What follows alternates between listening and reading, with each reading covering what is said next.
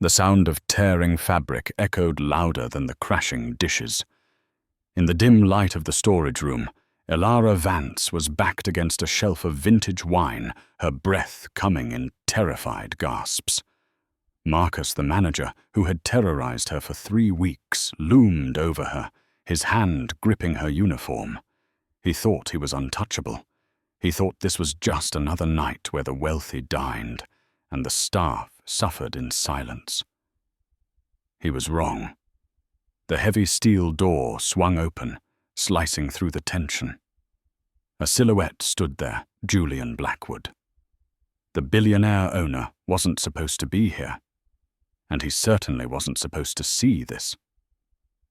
What happened next wouldn't just change the night, it would burn the whole corrupt hierarchy to the ground.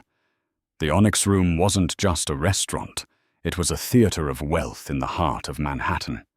It was the kind of place where a single bottle of Cabernet cost more than Elara Vance's rent for 6 months. The walls were lined with black velvet, the chandeliers dripped with Swarovski crystals, and the air smelled of truffles and old money. For Elara, it was a battlefield. She tightened her apron strings until they bit into her waist, checking her reflection in the polished brass of the espresso machine. Her blonde hair was pulled back into a severe bun, mandated by the employee handbook.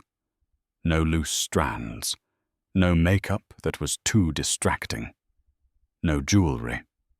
As a waitress, she was designed to be invisible, a pair of floating hands serving Wagyu beef to men who controlled the stock market. Vance Table 4 needs water. Yesterday. The voice cracked like a whip. It was Marcus Thorne, the floor manager. Marcus was a man who wore suits that were slightly too shiny and possessed a smile that never reached his cold, predatory eyes. He was the tyrant of the Onyx Room, a man who treated the staff like indentured servants, and the wealthy patrons like gods he was desperate to please. "On it, Marcus," Elara said, keeping her voice neutral. She grabbed a crystal pitcher condensation, cooling her sweating palms. "Sir," Marcus corrected, stepping into her personal space. He smelled of stale cigarettes and overpowering cologne. "You call me, sir, or have you forgotten you're on probation?"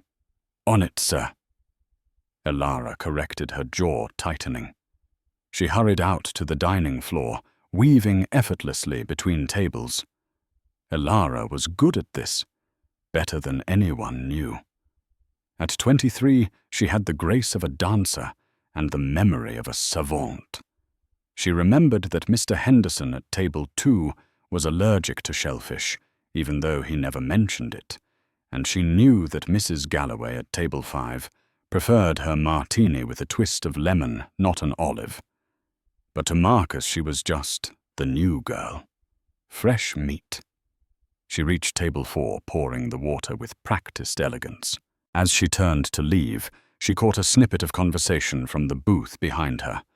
Table 1, the VIP section. It was reserved for Julian Blackwood. Everyone knew the name. Julian Blackwood was the CEO of Blackwood Global, a titan in tech and real estate. He actually owned the building. The Onyx Room was situated in, and rumors swirled that he was looking to buy the restaurant chain itself. He was 32, famously reclusive, and notoriously ruthless with incompetence. Elara glanced sideways. The booth was empty, but the reservation card sat there like a warning. "Stop daydreaming, Vance," a hushed voice whispered next to her. It was Chloe, another waitress. Chloe had dark circles under her eyes that even concealer couldn't hide. "Marcus is watching you on the cameras. He's in a mood tonight." "He's always in a mood," Elara whispered back, moving toward the kitchen. "Why is he riding me so hard today?" Chloe looked around nervously before leaning in. "Because the quarterly tips are being distributed tomorrow. He always tries to fire someone right before the payout so he can keep their share. He's targeted you." Elara's stomach dropped. She needed that money. Her mother's medical bills were piling up in a drawer at home, unopened and terrifying. She couldn't afford to lose this job, not when she was so close to paying off the latest round of treatments. "He can't just fire me for no reason," Elara said, though she knew it was a lie. In a place like this, Marcus was the law. "He'll manufacture a reason," Chloe warned, her eyes filled with pity. "Just be careful. He's been drinking in his office. I can smell it." Elara nodded, steeling herself. She pushed through the swinging doors into the kitchen, the noise hitting her like a physical blow. Chefs were shouting, pans were sizzling, and the heat was oppressive. "Order up table 7!" the head chef screamed. Elara grabbed the plates, balancing 3 on her left arm and 1 in her right hand. She moved back onto the floor, her focus absolute. She wouldn't give Marcus a single reason. She would be perfect. But perfection irritates men like Marcus Thorne. It challenges their control. As the night wore on, the restaurant filled to capacity. The noise level rose a hum of expensive conversation. Around 9:00 p.m., a hush fell over the front of the house. The heavy oak doors opened, and Julian Blackwood walked in. He was taller than he looked in the magazines, wearing a charcoal suit that fit him with architectural precision. He didn't look around. He walked with a singular purpose, flanked by 2 assistants who looked terrified. He didn't smile. He radiated a kind of cold, kinetic energy that made people straighten up in their chairs. Marcus practically sprinted to the front podium, his face transforming into a mask of obsequious delight. "Mr. Blackwood, what an honor," Marcus gushed, bowing slightly. "We have table 1 prepared for you, the best seat in the house." Julian barely looked at him. "I'm not here for a social call. I'm here to audit the service. My board is considering the acquisition. I want to see how this place runs when you don't think I'm watching." Marcus paled, sweat instantly breaking out on his forehead. Of course, sir. We are running at peak efficiency." "We'll see," Julian said, his voice deep and smooth, like gravel over velvet. He sat at table 1. "Send a server. Anyone. I don't want the head waiter. I want to see the standard service." Marcus's eyes darted around the room. He needed someone he could control, someone who would be so terrified they would do exactly as he said. Or perhaps someone he could blame if things went wrong. His eyes landed on Elara. She was clearing table 6, unaware of the target painted on her back. Marcus marched over to her, gripping her elbow hard enough to bruise. "You!" he hissed in her ear. "Table 1, Mr. Blackwood. If you drop so much as a spoon, if you stutter, if you breathe wrong, I will make sure you never work in this city again." Elara pulled her arm away, flinching. "I can handle it." "You better," Marcus sneered. "I'll be watching." Elara took a deep breath. She smoothed her apron. She walked toward table 1, unaware that this interaction was about to set off a chain reaction that would shatter her life and then rebuild it. Elara approached table 1 with the calm demeanor of a soldier walking into a minefield. Julian Blackwood was reading a document on a tablet, his brow furrowed. He didn't look up as she arrived. "Good evening, Mr. Blackwood," Elara said, her voice steady. "My name is Elara, and I'll be taking care of you tonight. Can I start you with some sparkling water or perhaps a selection from our wine list?" Julian paused. He swiped the screen off and looked up. His eyes were a piercing shade of grey, intelligent and assessing. He looked at her not as a servant, but as a data point He was analyzing. Sparkling water. Lime. No ice, he said. And the chef's tasting menu. I don't have time to read the menu. Excellent choice. The tasting menu tonight features a truffle risotto that is exceptional, Elara said. She didn't fumble. She didn't stutter. She wrote nothing down, confident in her memory. Julian raised an eyebrow, a flicker of interest crossing his face. You're not writing it down. I have it, sir, she said politely. We'll see, he murmured, returning to his tablet. Elara turned and walked back to the station. She could feel Marcus's eyes boring into her back from across the room. He was standing near the bar, watching like a hawk. When she passed him to get the water, he stepped in her path. Did he complain? Marcus demanded. No, sir. He ordered the tasting menu. Don't screw it up, Marcus spat. The service went smoothly for the first hour. Elara was flawless. She anticipated Julian's needs before he voiced them, refilling his glass at the perfect moment, clearing plates silently. She noticed Julian watching her occasionally, a puzzled look on his face as if he were trying to solve a riddle. The trouble began with the third course, the wine pairing. Elara was carrying a tray with a bottle of Domaine de la Romane Conti, a wine worth thousands of dollars, along with 2 crystal glasses for Julian and his guest, who had just arrived, a business associate. As she navigated the narrow pathway between Table 3 and Table 4, Marcus suddenly stepped out from the shadows of a decorative pillar. He moved quickly, too quickly. It happened in slow motion. Marcus tripped, his shoulder checking Elara hard. It wasn't an accident. It was a calculated shove. Elara tried to compensate her dancer's balance kicking in, but the tray was heavy. It tipped. The bottle of vintage red wine slid off the velvet lining. Crash! The sound silenced the entire restaurant. Red wine exploded across the pristine white floor, splashing onto the hem of a nearby patron's dress and splattering onto Elara's shoes. The bottle shattered into 1,000 glittering shards. Gasps filled the room. Marcus was instantly shouting his performance worthy of an Oscar. "You clumsy idiot, look what you've done!" He grabbed Elara by the arm, roughly yanking her away from the mess before she could even apologize to the guests. "Get to the back. Now before you embarrass this establishment further." "Marcus, you pushed me," Elara argued, shock turning to anger. "You stepped right in front of—" "Shut your mouth!" he hissed, his face red. He dragged her through the swinging kitchen doors, ignoring the stunned looks of the chefs. He didn't stop at the kitchen.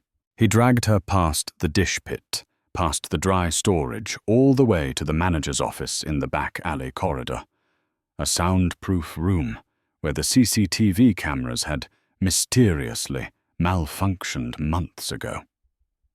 He threw her into the room and slammed the door. The silence was sudden and terrifying.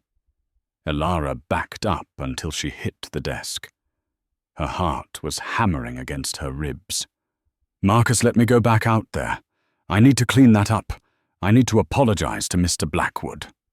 Marcus loosened his tie, his expression shifting from angry manager to something darker, slimier.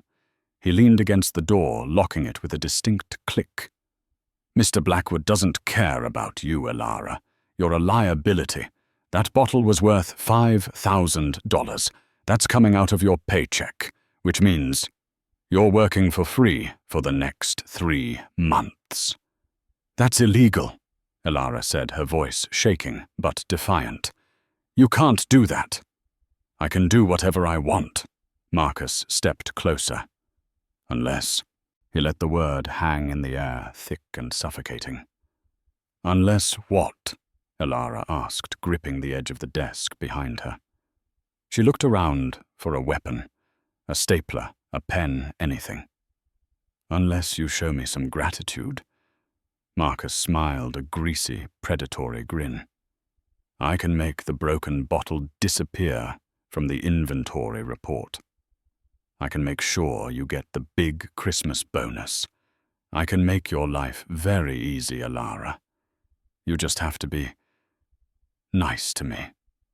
He reached out his hand, brushing her shoulder. Elara slapped his hand away. Don't touch me, she warned. I will scream. No one can hear you back here. Marcus laughed a low, cruel sound. The kitchen is too loud, and out there they're eating caviar. They don't care about the help. He lunged then. He wasn't playing anymore. He grabbed her by the shoulders, slamming her against the filing cabinets. Elara cried out, struggling, kicking at his shins. You think you're better than me? Marcus spat his face inches from hers. You're nothing, just a waitress with debt. Now stop fighting and BAM! The door handle rattled violently. Marcus froze. Open this door, a voice commanded from the other side. It wasn't a shout. It was a low, deadly baritone that carried more authority than a scream ever could. Marcus looked at the door, confused. Occupied staff meeting, he yelled back, his voice cracking slightly. I said, the voice on the other side dropped an octave. Open the door. Marcus hesitated, looking back at Elara.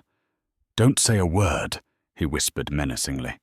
He fixed his tie, smoothed his hair, and unlocked the door, opening it just a crack.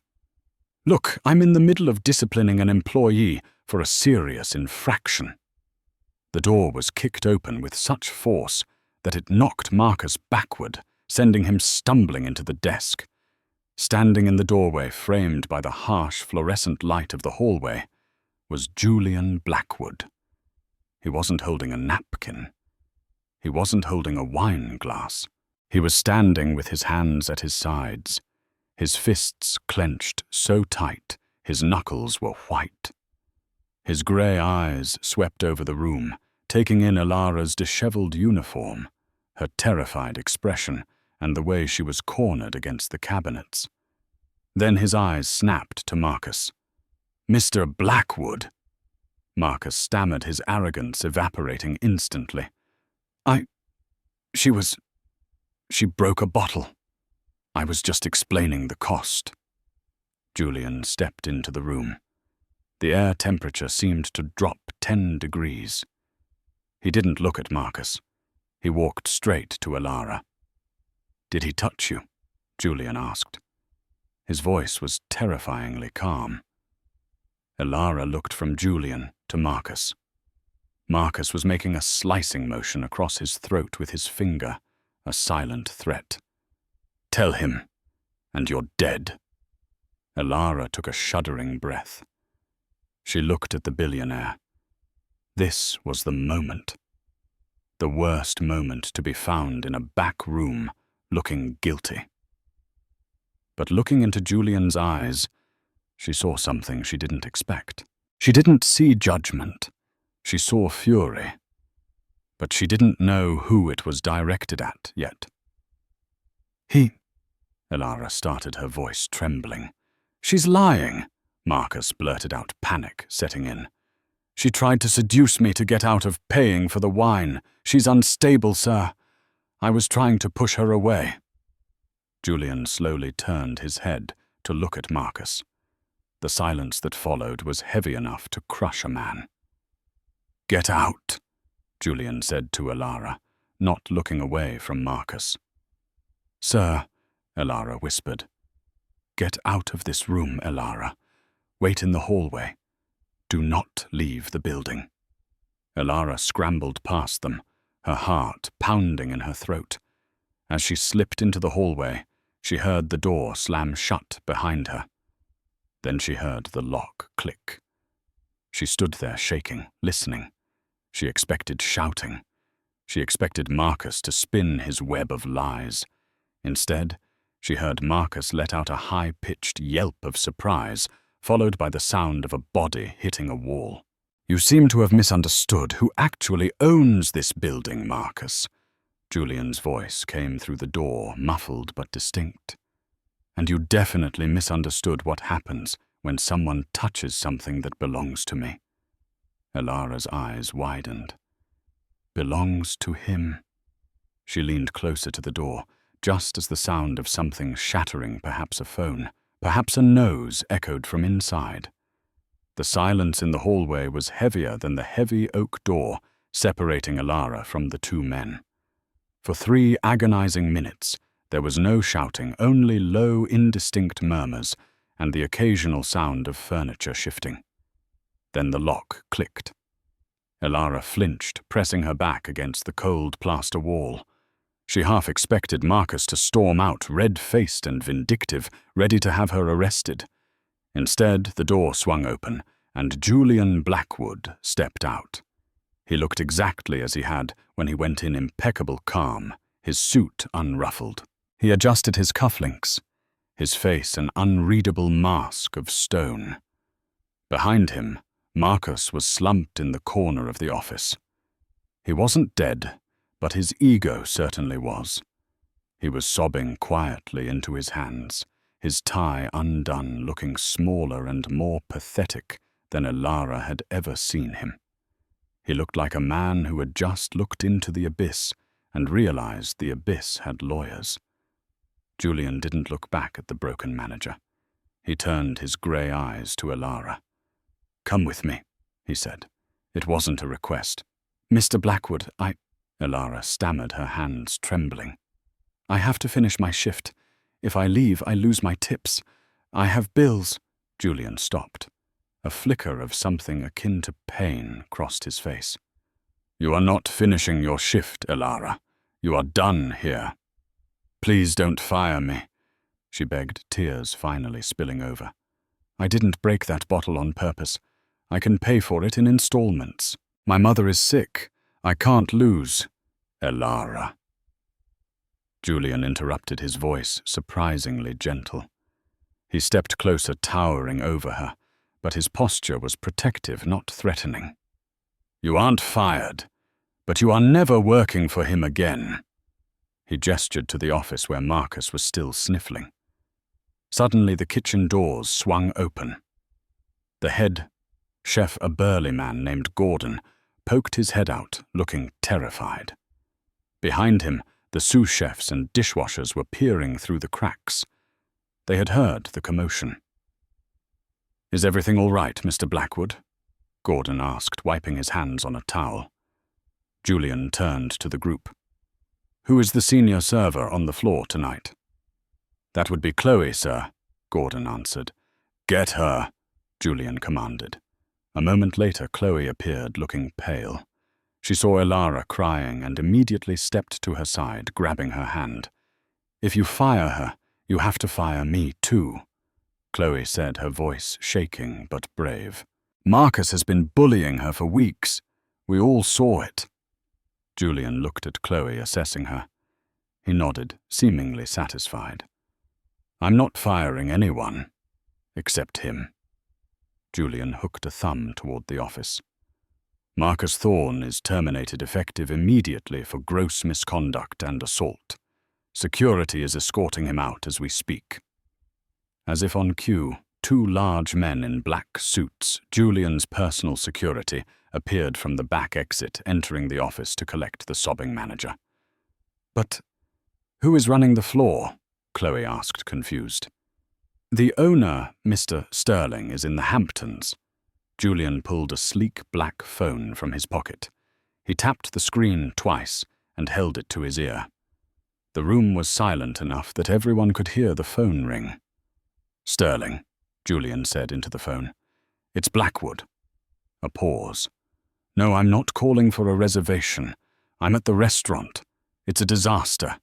Your manager is a predator, and your staff is terrified." Another pause. "I'm not making a complaint, Sterling. I'm making an offer. I'm buying the restaurant." Elara's jaw dropped. Chloe squeezed her hand so hard it hurt. "Right now, Julian continued, his voice bored as if he were ordering a sandwich. Double the market value. Cash. But the deal closes in 5 minutes. Send the digital contract to my legal team. Done. He hung up the phone and looked at the stunned staff. I now own the Onyx Room, Julian announced calmly. Gordon, you're the interim manager. Chloe, you're head of service. Everyone gets a 20% raise effective tonight. Now get back to work. You have customers waiting. The staff stood frozen for a second before scrambling back to their stations, fueled by a mixture of terror and exhilaration. Julian turned back to Elara. The adrenaline was starting to fade, leaving her legs feeling like jelly. She swayed slightly. Steady, Julian said, catching her elbow. His grip was firm and warm. My driver is outside. We need to talk, and it can't be here. Talk about what? Elara whispered, looking up at him. Why did you do that? You just spent millions of dollars just to fire Marcus? Julian looked deep into her eyes, and for the first time the billionaire mask slipped. He looked tired. He looked like a man carrying a burden heavy enough to crush the world. I didn't buy it for Marcus, he said softly. I bought it to make sure no one ever treats you like that again. Now come. Your mother is at St. Jude's Hospital, correct? We can go there after we talk. Elara froze, ice water running through her veins. She pulled her arm back. How do you know where my mother is? I never told anyone at work. I never put it on my application. Julian's expression hardened. I know everything about you, Elara Vance. I know about the debt. I know about the nursing school you had to drop out of. And I know who your father was. My father left before I was born, Elara said defensively. He was a nobody. No, Julian said, opening the back exit door, where a sleek black Maybach was waiting in the alley engine, purring. Your father was the only man I ever feared, and he is the reason I am standing here today. Now get in the car. It's time you learned the truth about your inheritance. The interior of the Maybach smelled of leather and expensive scotch. The city lights blurred past the tinted windows, turning New York into a streak of gold and neon. Elara sat as far away from Julian as possible, pressing herself against the door. She felt like she had been kidnapped, yet she had walked into the car willingly. The mention of her father had been the hook. Her mother, Sarah, never spoke of him. Whenever Elara asked, Sarah would just look sad and say, He was a dreamer, Ellie. And dreams are dangerous. Julian poured a glass of water from a crystal decanter and offered it to her. Drink, he said. You're in shock. Elara took the glass, her hands still shaking. She took a sip. You said you knew my father. You said he was scary. Julian let out a dry, humorless chuckle. He looked out the window, watching the rain start to streak against the glass. Scary isn't the right word. Brilliant. Dangerous. Arthur Vance wasn't a nobody, Elara. 20 years ago, he was my partner. Elara almost dropped the glass. Partner? You mean in business? In the beginning of everything, Julian said, turning to face her. Everyone thinks Blackwood Global was built on my code, my algorithms. That's the story the media tells. That's the story the shareholders believe. He leaned forward, his eyes intense. But the core code, the artificial intelligence engine that predicts stock markets, that runs logistics for half the planet. I didn't write it. Arthur did. Elara shook her head. That's impossible. We've been poor my whole life. Mom scrubs floors. I wait tables. If my dad invented all that, why are we struggling to pay for her heart medication? Because Arthur was paranoid. Julian said, his voice tinged with regret. He didn't trust the investors. He didn't trust the banks. And he certainly didn't trust me back then. I was young, ambitious, and greedy. Arthur saw the potential for the code to be weaponized. He wanted to destroy it. I wanted to sell it. Julian paused, running a hand through his hair. One night, he vanished. He took the master key to the source code with him. He wiped the servers. He left me with nothing but the shell of a company. I spent the next 10 years rebuilding it from scratch, piecing it together. I became a billionaire, yes, but the system has always been incomplete, unstable. So you're looking for the key. Elara realized a cold dread settling in her stomach. That's why you're here. You don't care about me. You don't care about Marcus hurting me. You think I have this key. She reached for the door handle, even though the car was moving at 40 miles per hour. Let me out. I don't know anything. My dad died in a car accident when I was 2. He left us nothing. Elara, stop! Julian barked, reaching out to grab her wrist before she could do something stupid. I'm not looking for the key. I found it. Elara froze. What? I found the key 3 days ago, Julian said, his voice dropping to a whisper. Arthur built a failsafe. If the system ever became too powerful, or if he died, the master administrative rights would transfer. Not to a device, not to a server. Julian looked at her with a mixture of awe and fear. He encoded the biometric key into a DNA sequence. He left the company to a specific genetic signature. Elara stared at him, her mind racing to catch up. I don't understand. The system is crashing, Elara. The global logistics network my company runs. It's starting to glitch. It needs the master admin to reset it. I've been trying to bypass it for weeks, but I can't. The system locked me out on Monday. It displayed a message searching for air. Julian took a deep breath. I tracked Arthur's lineage. It wasn't easy. He changed his name, hid his tracks. But I found you, working at the Onyx Room, living in a walk-up in Queens, drowning in debt. So, Elara whispered, the realization hitting her like a physical blow. You need me. I don't just need you, Julian said grimly. Technically, Elara, you own Blackwood Global. You own the building we just left. You own this car. You are the majority shareholder by proxy of the founding code. The car came to a smooth stop. Elara looked out the window. They weren't at a hospital. They were at a private airfield. A sleek Gulfstream jet sat on the tarmac, engines idling. Where are we? Elara asked, panic rising again. You said we were going to see my mom. We are, Julian said, unbuckling his seatbelt. But we have to move her. Tonight. Move her. Why? Julian's face went dark. He pulled out his phone and showed her a surveillance feed.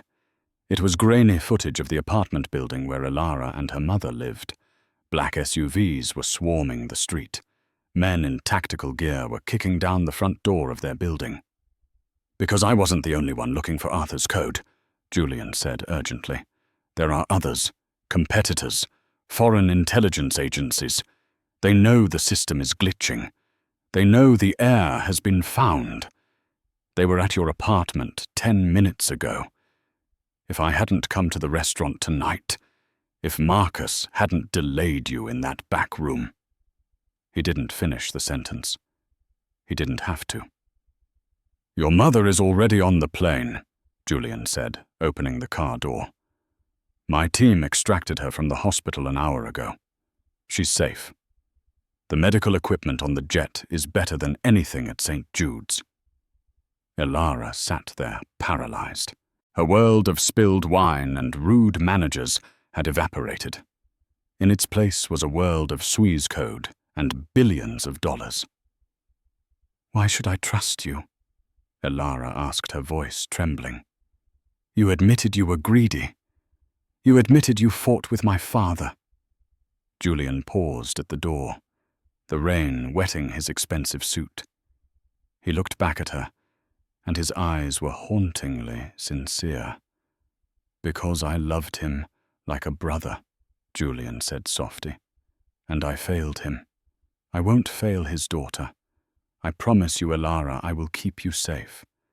But you have to trust me. The people coming for us, they don't want to buy the company. They want to dissect the code. And right now, the code is you. He held out his hand. Elara looked at his hand, then at the plane, then at the dark city behind them, where men were kicking down her door. She took a deep breath, unbuckled her seatbelt, and took the billionaire's hand.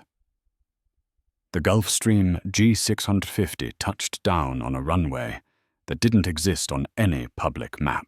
It was a strip of asphalt carved into the volcanic rock of a private island in the middle of the Atlantic Sanctum Cay. Elara stepped off the plane, the humid tropical air hitting her skin, a stark contrast to the freezing New York rain she had left hours ago. The compound ahead looked less like a house and more like a fortress disguised as a resort. Walls of reinforced glass and steel jutted out from the cliffside, overlooking a churning dark ocean. Welcome to the only place on Earth that doesn't have a digital footprint, Julian said, walking beside her. He had shed his suit jacket and rolled up his sleeves, looking less like a CEO and more like a commander at war. Where is she? Elara asked, scanning the tarmac. Where is my mother? Medical wing. Sub-level 2, Julian answered. He gestured to a waiting golf cart driven by a silent man with a military bearing. The ride to the main house was silent. Elara's mind was reeling. Yesterday, her biggest problem was a manager stealing her tips. Today, she was apparently the owner of a global empire. It felt like a fever dream. They entered the main atrium, a breathtaking space of white marble and panoramic ocean views. But Elara didn't care about the art on the walls or the infinity pool. She followed Julian into an elevator that descended rapidly. When the doors opened, the air smelled sterile, antiseptic, and ozone. "Mom!" Elara cried out, spotting a figure sitting up in a high-tech hospital bed behind a glass partition. Elara Vance looked different. The grey pallor that had haunted her skin for years was fading, replaced by a flush of colour. She was hooked up to monitors, but she wasn't sleeping. She was reading a tablet. As Elara rushed into the room, Sarah looked up. There was no confusion in her eyes, only a deep, resigned sadness. "Elara," Sarah breathed, reaching out. Elara grabbed her mother's hand, checking her for injuries. "Are you okay?" Julian said. "Men broke into our apartment. I was so scared." "I'm fine, Ellie," Sarah said, her voice stronger than it had been in months. She looked past Elara's shoulder to Julian, who was standing in the doorway. "Hello, Julian. You look like your father." Julian nodded respectfully. "Sarah, I'm sorry it came to this. The encryption failed." "It was bound to happen eventually." Sarah sighed. She looked back at Elara, squeezing her hand. "Sit down, honey. We need to tell you the truth. The real truth." Elara sat on the edge of the bed. "Julian told me Dad was a genius, that he wrote the code for Blackwood Global." "He did," Sarah said. "But he didn't just write code for stocks and logistics, Elara. He wrote the Oracle. The Oracle. It's an AI. Julian stepped in, his voice grave. A predictive engine. Arthur designed it to analyze human behavior on a macro scale. It can predict market crashes, wars, even elections with 99% accuracy. It's the most powerful tool ever created, and in the wrong hands, it's a weapon of mass destruction. Your father saw what the board members wanted to do with it. Sarah continued, her eyes tearing up. They wanted to manipulate outcomes, cause famines to drive up grain prices, start conflicts to sell weapons. So Arthur stole it. He locked the core consciousness of the AI away. He locked it inside a biological key, Elara whispered, remembering Julian's words in the car. Me. Not just you, Sarah corrected gently. Your mind. Arthur taught you things when you were a toddler, Elara. Patterns, logic games. He wasn't just playing with you. He was programming the decryption sequence into your neural pathways. Why do you think you're so good at memory games? Why you can remember 100 orders without writing them down? Elara felt a chill run down her spine. The chess games. Dad used to play chess with me, Elara murmured. Every night, even when I was 4. He said I had to learn to see the board. That wasn't just chess, Julian said, walking over to a wall panel. He pressed his hand against it, and the wall slid open to reveal a massive server room bathed in blue light. In the center sat a single vintage computer terminal, an analog interface for a digital god. On the screen, a cursor blinked.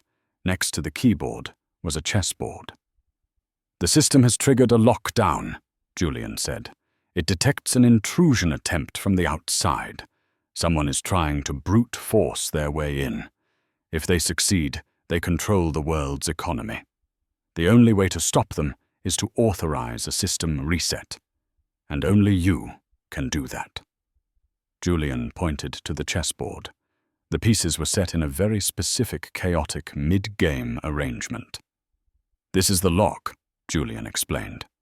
I've had Grand Masters look at this position. Artificial intelligence engines have tried to solve it. They all say it's a stalemate. But Arthur said there was a mate in 3 moves. Elara stood up and walked toward the terminal. She looked at the chessboard. It was made of ivory and ebony worn smooth by time. She recognized the board.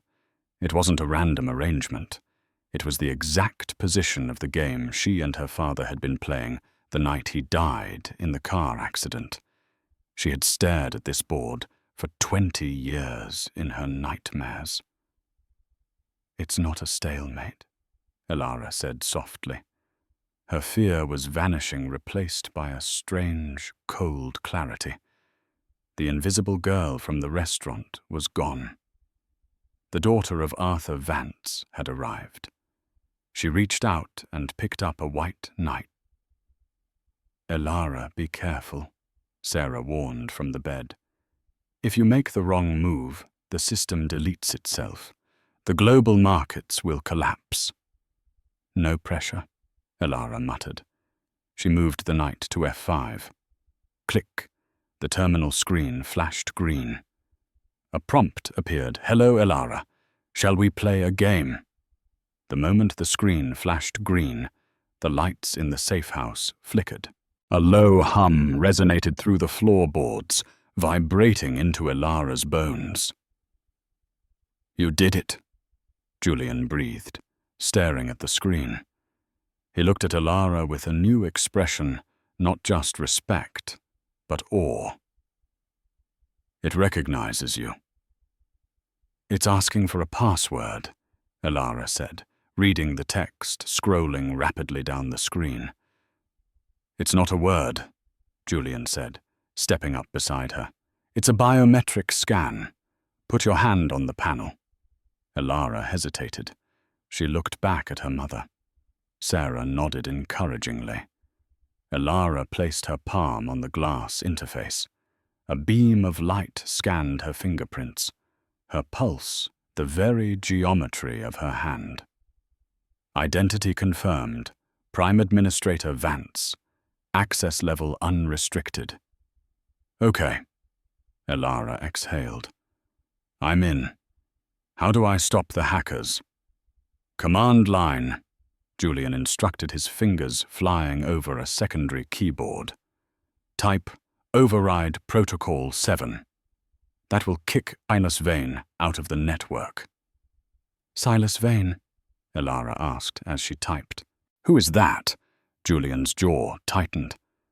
The man who killed your father. Elara froze her fingers, hovering over the Enter key. You said it was a car accident. It was a car accident caused by a remote hack of the vehicle's braking system. Julian revealed, his voice dark with old rage. Silas Vane is my competitor. He runs Vane Corp. He's been hunting for the Oracle code for 20 years. He's the one who sent the team to your apartment. He's the one who paid Marcus to harass you. Marcus? Elara turned, eyes wide. Marcus was working for him. Marcus was a pawn. Julian spat. Vane knew you were at the Onyx room. He paid Marcus to create stress in your life, to break you down. He wanted to see if extreme emotional distress would trigger the latent programming in your mind. He was testing you. Elara felt a wave of nausea. The spilled wine. The screaming. It wasn't just a bad boss. It was a torture test conducted by a billionaire sociopath. Override him, Julian commanded. Send him to hell. Elara hit enter. On the screen, a progress bar filled up instantly. Threat eliminated. IP address traced. I traced him, Elara said, reading the data.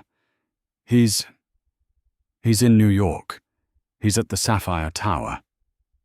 He's close, Julian muttered. Too close.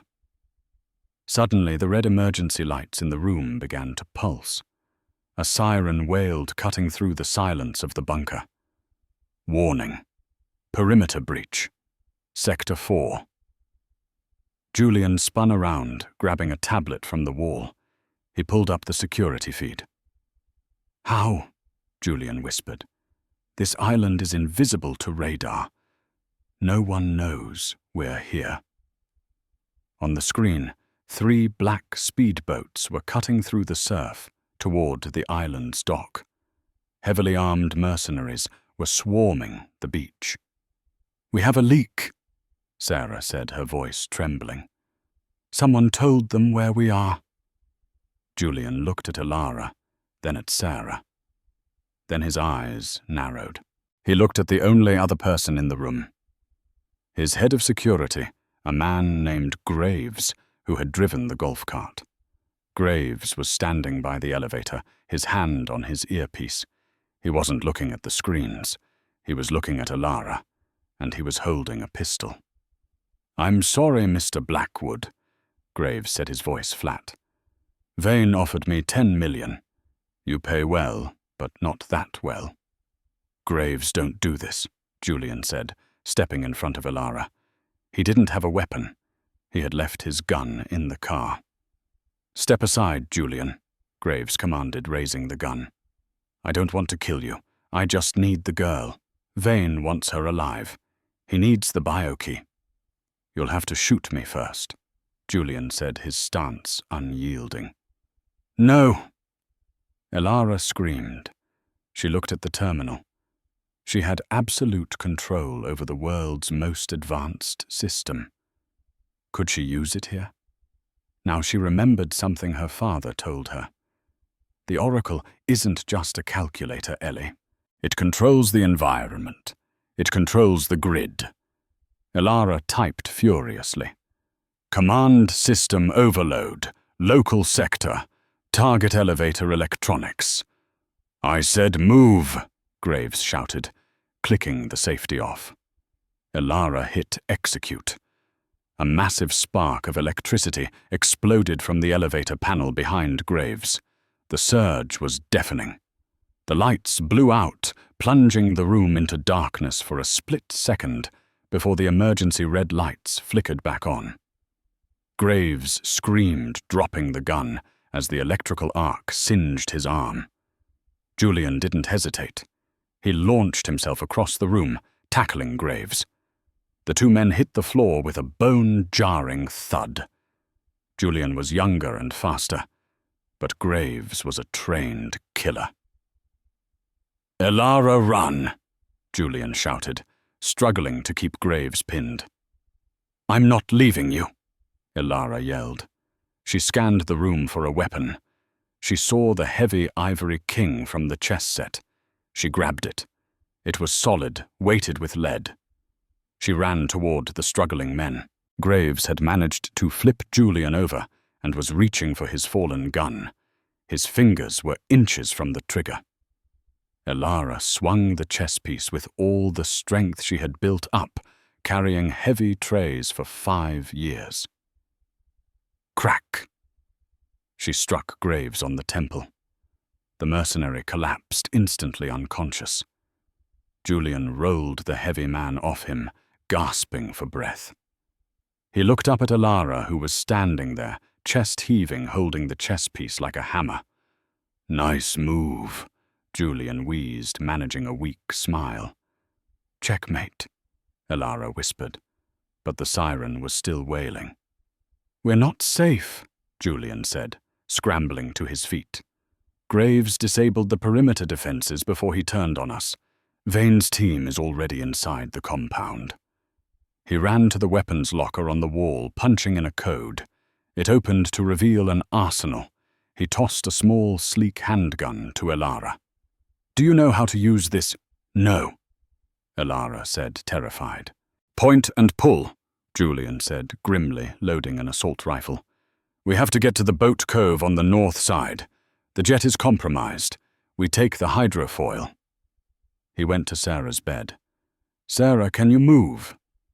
Sarah nodded, ripping the IVs out of her arm with surprising grit. "I didn't survive 20 years of hiding to die in a bunker."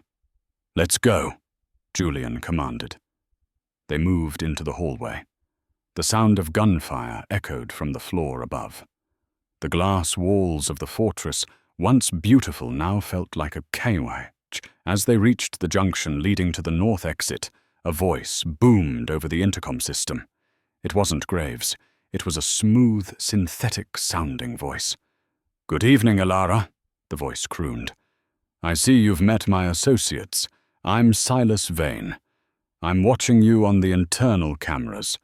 You look expensive." Elara looked up at the camera in the corner of the hallway. "Go to hell," she shouted. "Not yet." Vane laughed. "I have a proposition. You give me the admin codes and I let your billionaire boyfriend and your mother live. If you don't, well, I have a drone strike inbound for that pretty glass house of yours. You have 3 minutes. Julian grabbed Elara's shoulder. "He's bluffing.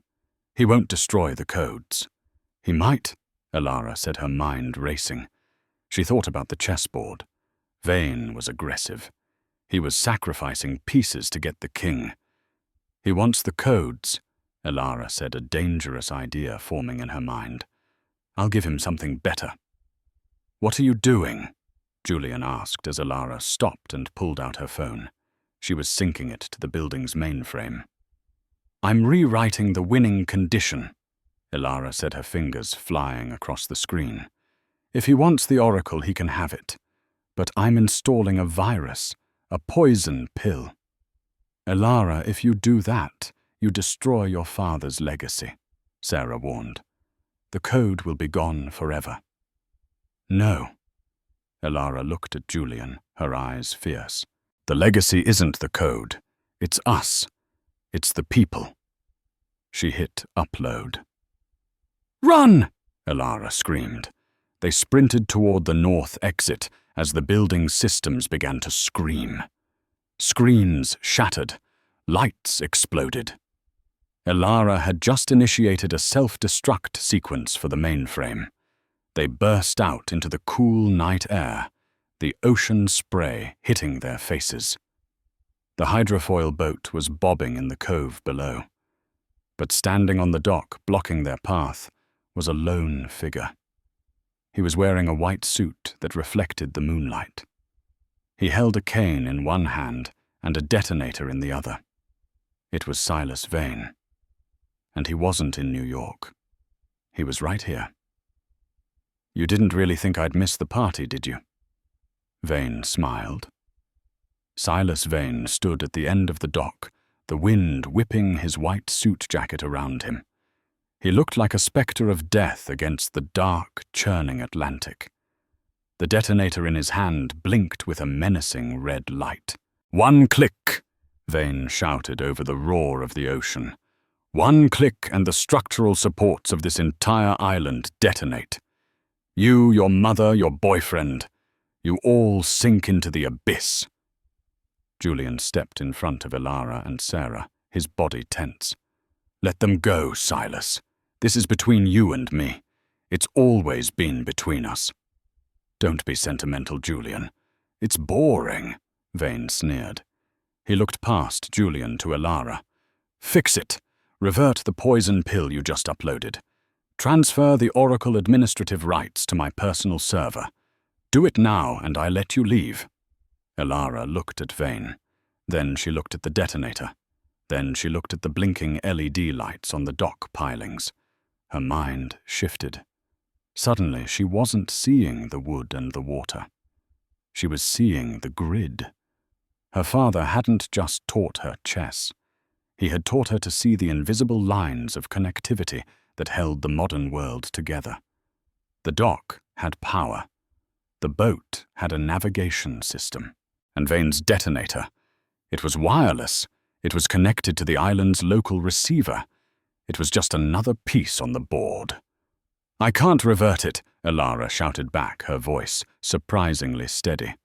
She slowly raised her hands. "I destroyed the terminal. The keyboard is gone. Then you are useless to me." Vane's face twisted into a snarl. His thumb hovered over the button. "Wait!" Elara screamed. "I don't need a keyboard." Vane paused, his curiosity piqued. "What? My father didn't just give me the password." Elara stepped out from behind Julian. She walked slowly toward Vane. "He made me the interface. I don't need a terminal to access the local grid, Silas. I just need to be close enough." "She's bluffing." Vane laughed, though his eyes darted around nervously. "Am I?" Elara closed her eyes. She visualized the network. She saw the signal jumping from Vane's hand to the receiver on the cliff. It was a simple frequency. A pawn. Knight to e5. Elara mentally pushed the command. She wasn't using telepathy. She was using the Bluetooth exploit on her phone in her pocket, executing a script she had written in her head seconds ago, triggered by a voice command, she muttered under her breath. "Disconnect," she whispered. The red light on Vane's detonator turned green. Then it turned off completely. Vane stared at the device, confused. He jammed his thumb down on the button. Click, click, click. Nothing happened. No explosion. No fire. "What did you do?" Vane screamed, shaking the device. "I removed your queen from the board." Elara opened her eyes, blazing with triumph. "You have no moves left." Vane roared in frustration and reached into his jacket, pulling out a gun. But he was too slow. Julian was already moving. He didn't run. He lunged with the ferocity of a man protecting his entire world. He slammed into Vane, tackling him off the dock. Splash! The two men hit the dark water. Elara rushed to the edge, her heart stopping. "Julian!" For a moment there was only thrashing foam. Then a head surfaced. It was Julian. He was dragging a sputtering, semi-conscious Silas Vane by the collar of his ruined white suit. Julian hauled Vane onto the lower platform of the boat lift and then climbed up himself, gasping for air. He looked up at Elara and grinned, pushing wet hair out of his eyes. "You really are your father's daughter," Julian said. Elara helped her mother onto the hydrofoil. Julian shoved the defeated Vane into the cargo hold and locked it. He jumped into the pilot's seat and fired the engines. As the boat sped away, cutting a white wake through the black ocean, Elara looked back at the island. High on the cliff, the glass fortress, her father's prison and his sanctuary, suddenly lit up. The poison pill Elara had uploaded completed its cycle. The servers overloaded. Boom! A massive fireball erupted from the cliffside, shattering the glass and destroying the Oracle's hardware forever. The code wasn't on a server anymore. The power wasn't in a box, it was sitting on the boat, holding the hand of the man she loved. 6 months later, the Onyx room was buzzing. It was the holiday season, and the restaurant was fully booked. The front door opened, and the room went silent. Elara walked in. She wasn't wearing an apron. She was wearing a tailored emerald gown that cost more than the entire wine cellar. On her arm was Julian Blackwood. They walked to table 1. "Good evening, Mr. Blackwood." "Ms. Vance," the manager said. It was Chloe. She was beaming, dressed in a sharp suit, running the floor with confidence and grace. "Hi, Chloe." Elara smiled, hugging her friend. "How's business?" "Better than ever, since you revamped the inventory system." Chloe winked. "We haven't run out of truffles in months." They sat down. Elara looked around the room. She saw the spot where she had dropped the wine bottle. She saw the door to the back office where Marcus used to terrorize her. Marcus was currently serving a 5-year sentence for embezzlement and assault. Silas Vane was awaiting trial for corporate espionage. And Elara. She was finishing her nursing degree, not because she needed the money. She was now the chairwoman of Blackwood Global, but because she wanted to help people. She was also rewriting her father's code, stripping out the weapons, and turning it into a system to optimize hospital logistics. Julian reached across the table and took her hand. The chessboard was gone, but the game was over. They had won. "What are you thinking about?" Julian asked softly. Elara picked up her glass of sparkling water. She looked at him with eyes that had seen the darkness and chosen the light. "I'm thinking," Elara said, raising her glass, "that I'd like to order the wine. And this time I won't drop it." Julian laughed, a rich, happy sound that filled the room. "To the new boss," he toasted. "To the best partner," she replied. They clinked glasses, the crystal chiming like a bell, signaling the start of a beautiful, terrifying, wonderful new life. What a journey. From a terrified waitress trapped in a back room to a powerful heiress controlling the world's most dangerous code. Elara. Vance's story proves that you should never underestimate the quiet ones. She lost the tray, but she won the game. If you enjoyed this story of betrayal, billion-dollar secrets, and ultimate karmic justice, please hit that like button. It really helps the channel grow. Did you expect that twist about her ability at the end? Let me know in the comments below. And if you want to see more stories about hidden identities and satisfying revenge, make sure to subscribe and ring the bell so you never miss a video. Thanks for listening. And remember, sometimes the most powerful piece on the board is the one you never saw coming. See you in the next story.